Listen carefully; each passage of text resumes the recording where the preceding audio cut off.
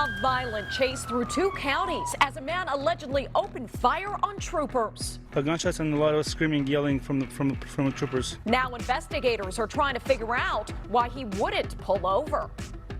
Good evening, I'm Lindsay Sheldon. The chase started in Snohomish County just after 11 o'clock last night, and it ended in Redmond on Avondale at 116th, a couple miles from the suspect's home. Gower 7's Deborah Horne is live for us tonight in Redmond. And Deborah, this one has a lot of people scratching their heads.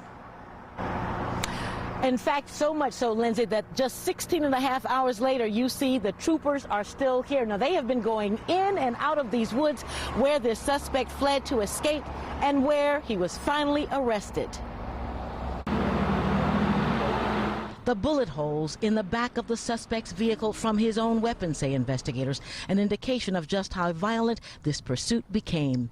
I've heard the gunshots, and You heard the gunshots? I heard several gunshots, yes, and I've heard like troopers were running around the apartment complex with the shields, with the rifles. Then YEGIYAN and his neighbors at the Avondale apartments got alerts on their phones and in email. What did it say? They said to make sure everybody just keep calm and stay inside.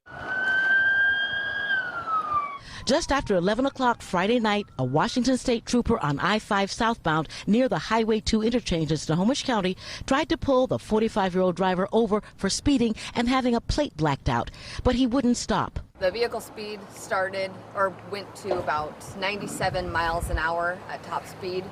We were able to successfully deploy spike strips and hit one of the front tires of the vehicle. The driver drove into King County. DOT cameras captured him as he drove southbound on 405. Troopers tried a second time to stop him.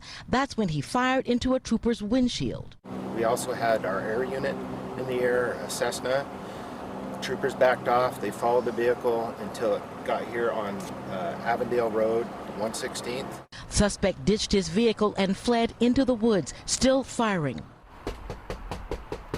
Turns out the 45-year-old man lives just 2 miles away with his mother.